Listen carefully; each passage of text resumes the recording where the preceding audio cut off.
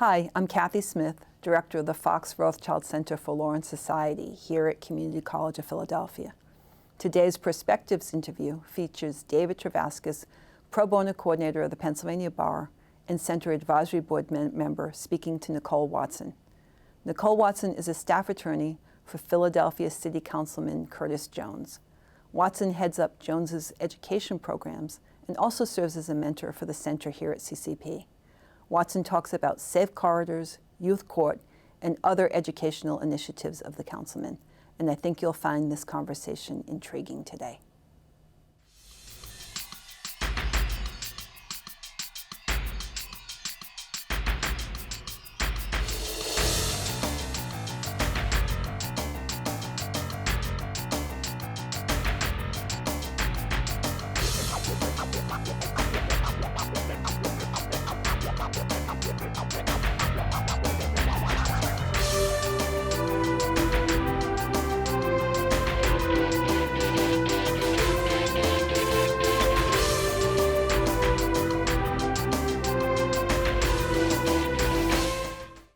Hello, welcome to the Fox Rothschild Center for Law and Society's Perspective series on CCP TV, the educational channel of the Community College of Philadelphia.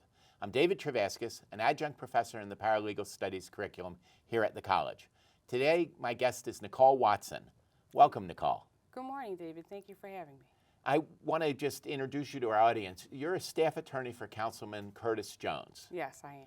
Now, what do you do as an attorney working for the councilman? Well, my duties are varied. I am specifically assigned to the education for the councilman, meaning I work on his education projects throughout the 4th District. Councilman Curtis Jones is the majority leader of City Council, but he is also the councilman for the 4th District in the city of Philadelphia. I do minor legislative work. There are 2 attorneys, and the other attorney works on legislation for the councilman. But I do a lot of the community and public relations work. I go out into the community to meetings. We are assigned to various community organizations and civics groups. I attend those meetings. I help those civic organizations get organized and find out what their needs are in the community. I work with the block captains. Every year, Councilman Jones has a block captain boot camp. This past year was the 7th annual Black Captains Boot Camp, and I designed and created, in collaboration with some of our other employees, a Black Captains Manual, which was distributed to about 300 of our Black Captains in our district, and it pretty much gives them some guidance on how to become a Black Captain, what those rights, roles, and responsibilities are. So I do a lot of the community relations work as well as education, scheduling meetings, and really helping the councilman stay in touch with his district. And actually, a lot of the people watching us probably are not really aware of how many council people we have, how it really all works. You said the 4th District. Yes. What does that cover? Okay, so there are 10 councilmanic districts in the city of Philadelphia. We have 17 council representatives, council members. 7 of those are at large, which means they represent the entire city of Philadelphia. But there are 10 city council members that represent 10 specified districts. The 4th District is a vast district. It's very diverse. It covers Roxborough and Manayunk. From Main Street, as the councilman always says, to Market Street. Market Street being 63rd Street down to about 53rd, 54th Street and Market Street, and then north of Market Street to Parkside, and that will be West Philadelphia. He covers a little bit of North Philadelphia, Allegheny West, East Falls, and all of the districts in between, Overbrook Park, Winfield, Belmont Village, and again, I said Roxborough, Manayunk. And so he's a very large district, about over 150,000 residents in the 4th Councilmanic District. Wow, and you're handling education in that area, so how many schools are in that area? We have about 30 or so schools, public and charter, and some parochial schools in our district. And I'm happy to report that the councilman has visited all but probably 2 of his schools. We've been on a serious school tour the past couple of weeks. We saw Barry Elementary, Cassidy, Blueford, which is a charter school, and some of our other schools, Greenwood's Charter, which is actually a great charter school in the Roxborough, Manayunk area. There are 2 other schools that we're going to be visiting within the next couple of weeks. The councilman's alma mater is the Overbrook High School, where he's investing a lot of resources and other things in that school. So We have about 30 schools. And when you visit with the councilman, what do you do? When we visit a school, I contact the principal, we set up an itinerary, and we go in and we tour the entire school. We meet the students, we ask the schools what are their 3 greatest challenges and what are their 3 greatest achievements, and they fill the councilman on what their needs are, what the students' needs are. There's some great programs coming to some of our schools. Randolph Technical School is one of the great schools that has a lot of CTE programs. The councilman is working very diligently to bring career and technical education back into our public schools. I was going to ask you what CTE was, yes, but you career just and technical education. And he recognizes that not every student will want to go to college. There will be many students who will pursue a career where they can work with their hands in mechanics or film and production or environmental work and other things that will not require a college degree but require a technical degree, auto mechanics and working on airplanes and those type of things. So we are working to bring those types of resources, and Randolph has culinary arts. They also have an automotive program. They have a fire safety program where members of the fire department, retirees from the fire department, come and they teach those classes. So when we went to visit Randolph, we were treated with, from the culinary program, some cupcakes, and we got to observe their whole baking process. We went to the welding department and the automotive department, and those students are really thriving in that environment because it's a hands-on environment, and some students get lost in the book knowledge and the theory. But when you combine it with an opportunity to work with your hands, they'll excel in those types of environments. And one of the new things that the councilman is bringing to Overbrook High School, which is his alma mater, is he was able to reinvigorate the building and maintenance program, which allows our students to learn how to build houses and construct homes and to wire homes. And we are working on getting internship programs for those students where they will go out with different organizations and get some hands-on experience. But one of the greatest things that's coming is a multimedia studio is coming to the Overbrook High School in 2015, and that will provide an opportunity for those students to learn filming.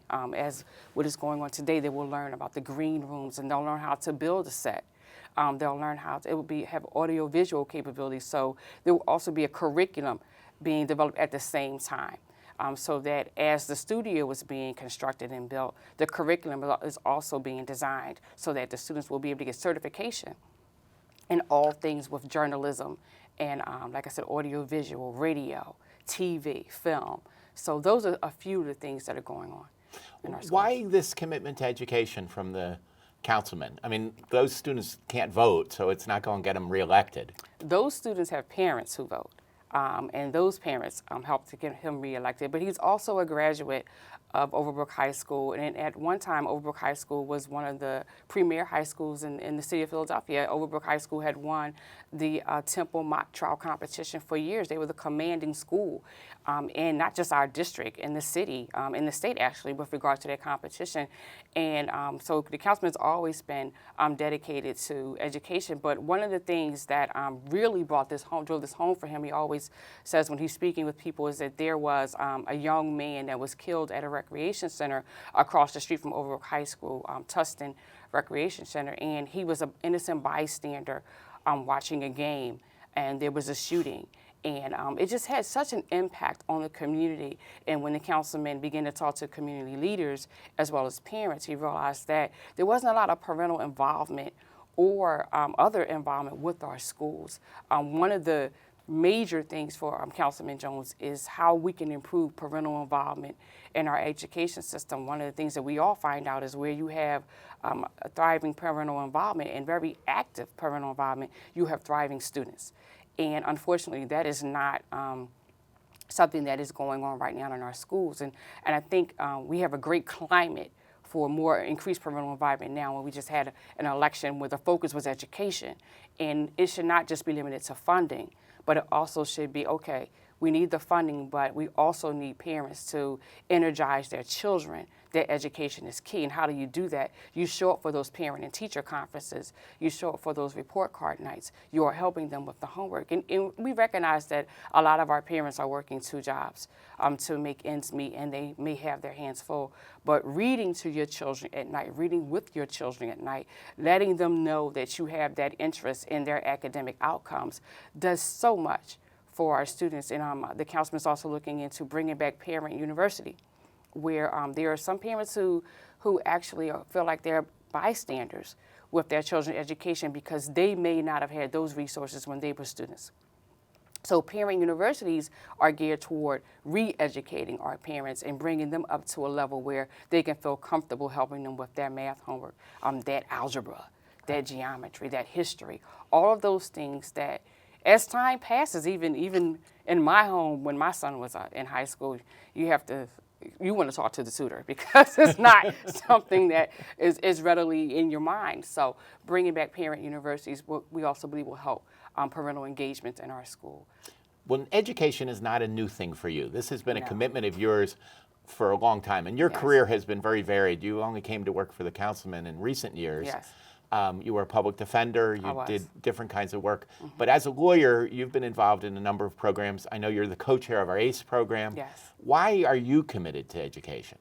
Because I had a wonderful academic experience. I had 2 great parents who championed education. I understand just how education is the key to all things in life. And I think children, when they understand that, they excel. You know, I have a young man who's a freshman in college, and Your son? My son, who's a freshman in college, and you know he is doing very well. And it's because I instituted in him how important education is, and then he took up that mantle for his own life. But you know, as a former defender, public defender, for 12 years, I was a child advocate attorney. And I represented abused and neglected children. And for the last 3 years, while I was a public defender, I was in truancy court, where we saw so many absences that children would have for varied reasons. I think people assume that children may not want to go to school, but there are so many factors that go into that decision that that child makes. Having to babysit the younger children is one factor. Being hungry, not having enough clothing, being bullied at school. That was one of the #1 reasons, was that children didn't go to school because they felt that they would not be safe. And that brings me to a program that Councilman Jones has, which is the Safe Avenues program. And I wanted to talk to you about that because it does seem that the councilman has really focused on the idea of we have to make our schools safe first before we can really do any learning. So the Safe Corridors is really an exciting project that he's been doing now for a number of years. He's been doing the Safe Corridors program for a number of years, and what the Safe Corridors program is providing safe avenues for students to travel to and from school. He works with all of the principals at the public and charter schools. Every Monday morning at 7 a.m. we have a roll call. All of the principals in our what do you mean a roll call? Excuse me. All of the teachers in a particular area call into a conference call, and we sound off.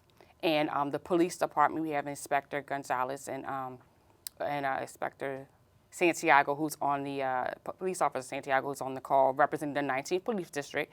And we have also the school safety officers call in, and everyone talks about how their week has been from week to week. We identify any issues at any particular school with any particular student. If there is a correlation between one school and another, those principals are now aware that there's an issue. They can address it with each other and with those students. We talk about parental engagement, parental involvement. The Safe Corridors program involved going out, speaking with store owners, saying, can your location be a safe haven if a child needs it to be? And we identified between 5 and 10 organizations or stores or locations that said yes. So they are part of their program. There are cameras along those routes. We need some more, but there are some cameras along those routes. The police patrol those routes. We work with SEPTA. We staggered the dismissal of the schools for schools that had some issues. Those dismissals were staggered to try to head off those conflicts between So if competing two schools were having conflicts, you changed the times they got out so they wouldn't be Yes. running out at the same time together. Exactly, exactly, and that has been very successful. One area that the Safe Avenues program was implementing was Roxborough and Germantown. When Germantown closed, those students from Germantown High School were transitioned to Roxborough High School. We implemented that program with their Town Watch and their volunteers, and thus far there have been no incidents. That's an excellent testimony to the success of the Safe Corridors program. And again, like I said, we meet every Monday by telephone, teleconference at 7 a.m. And this week, this morning we had a conference, there were no incidents to report.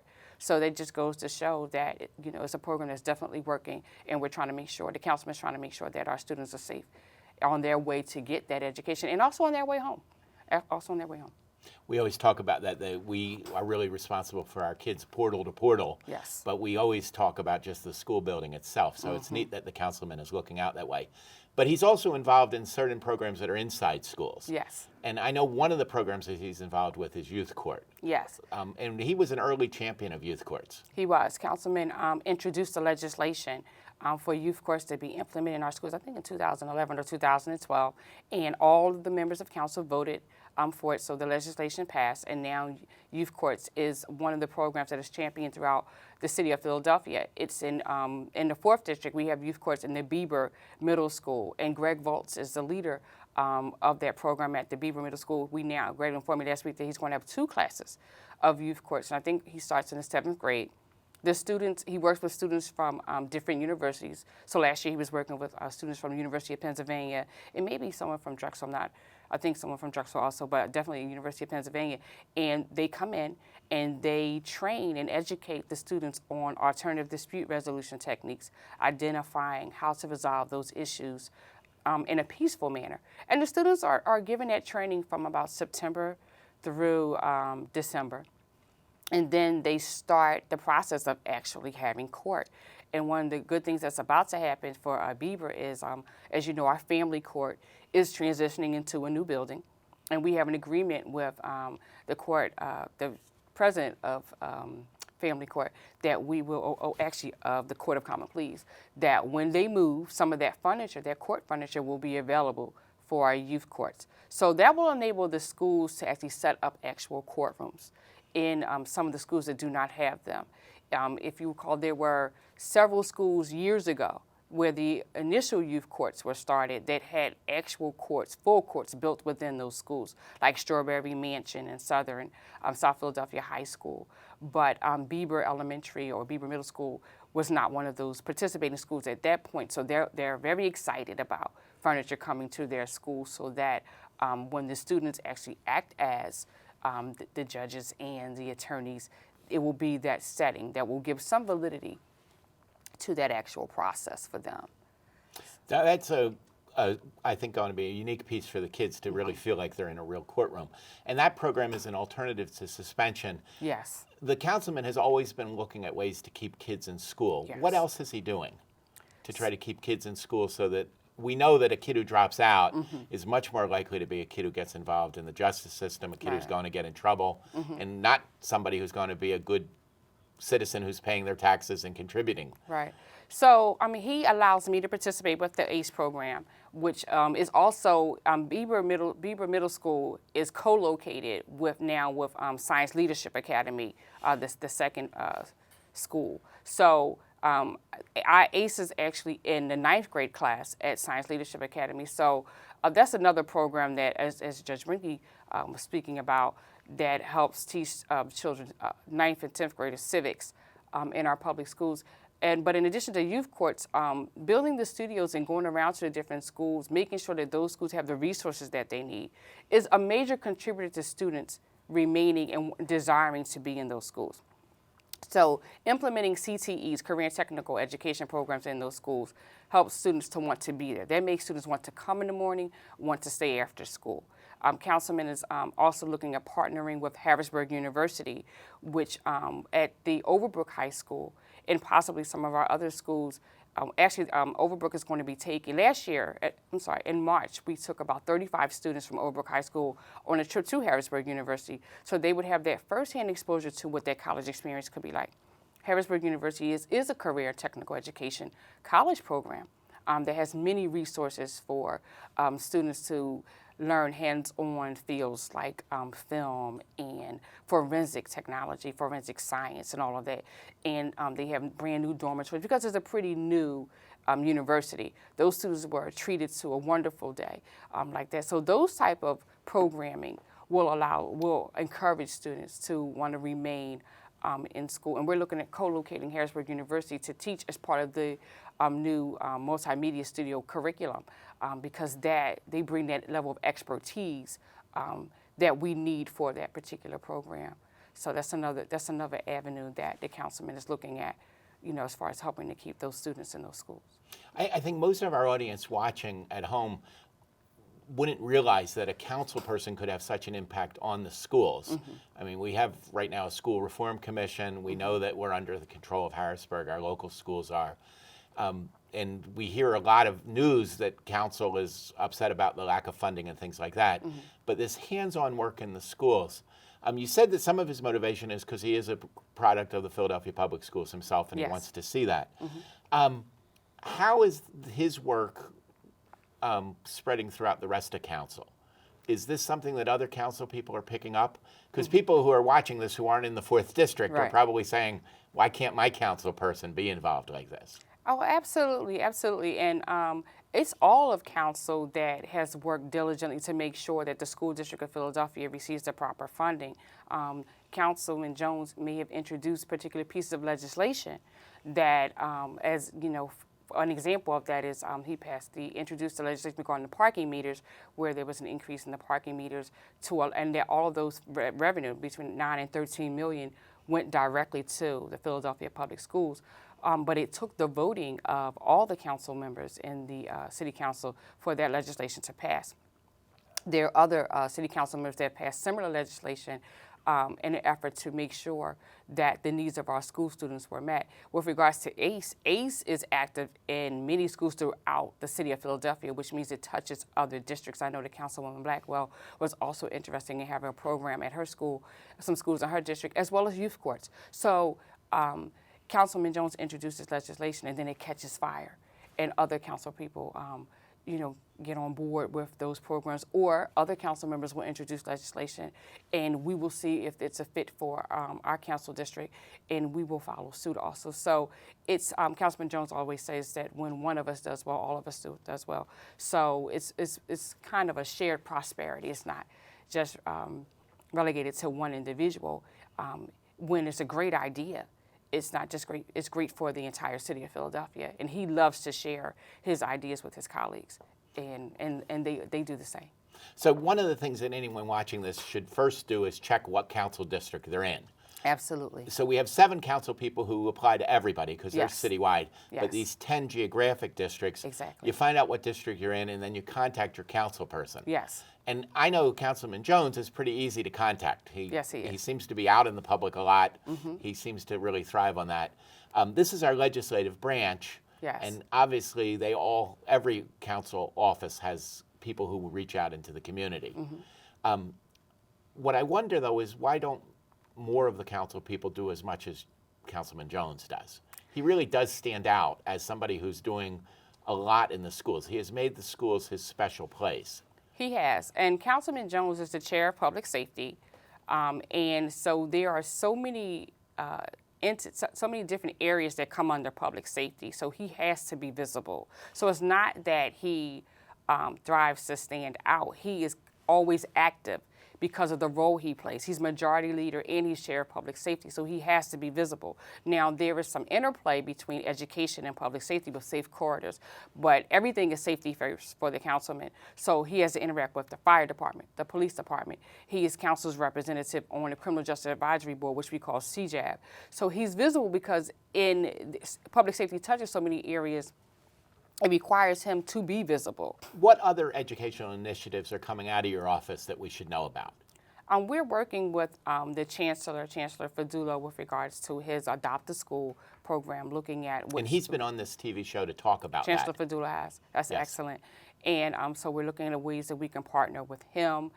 We're continuing to work with how we can increase the ACE program, how we can expand youth courts into the Overbrook High School. Again, I said that the multimedia studio, but there are several other, like Berry Elementary School has a beginnings of a multimedia program. They have a green screen and those things. We're looking at really bringing CTEs to many of our schools and making sure that every student in our schools has some type of academic resource that they can relate to. We want education to be relatable to all of our students. So we'll be continuing to look at other programs and programming. And I just want to say that on this Friday and Saturday, there will be a Philly TV festival put on by Philly Cam and Charles Gregory. And that festival, we want the students to appear, because that will be another avenue for our students to use those Philly Cam studios and to see what resources are available for them with regards to film and production. So that's something that the councilman is speaking at and participating in this Friday and Saturday, November 14th and 15th. So look forward to more things to come from the 4th District. All right. The people watching this, if they're in the 4th District and they want to reach out and contact the councilman, do they call you? What do they do? Anyone in the 4th District who wants to contact the councilman can dial area code 215-686-3416. And they can speak to any one of our offices, and one of our constituent services representatives will be happy to discuss whatever their needs are with them. If they want to contact their own council persons, they can go on the City of Philadelphia website, and under the City of Philadelphia government website, there's a link to City Council. I think it allows you to put your zip code in, and you can determine who your respective city council person is. If they call our office, we also have the ability to look up what their city council representative is, or I think you can also call 311, and 311 will tell you, should be able to direct you to who your city council representative is also. And if I'm working with a school, or my kids are going to a school, how do I find out who my council person is? You can also call 311, or you can call, again, go on the City of Philadelphia website, which I think is phila.gov. No, I don't know the exact address, but you can look on the City of Philadelphia website, and it will have a link to City Council. And in that link, again, I think you put your zip code in, and it directs you to who your City Council representative is. So if you know the zip code of your school, you can find your representative. You should be able to. If you can't, then call 311, and those individuals should be able to direct you to exactly who your council representative is. Okay. Now, Nycole, before we finish up, I want to talk just about your own personal commitment to this. Okay. I know you've been working with ACE for a long time. Yes. What school do you have?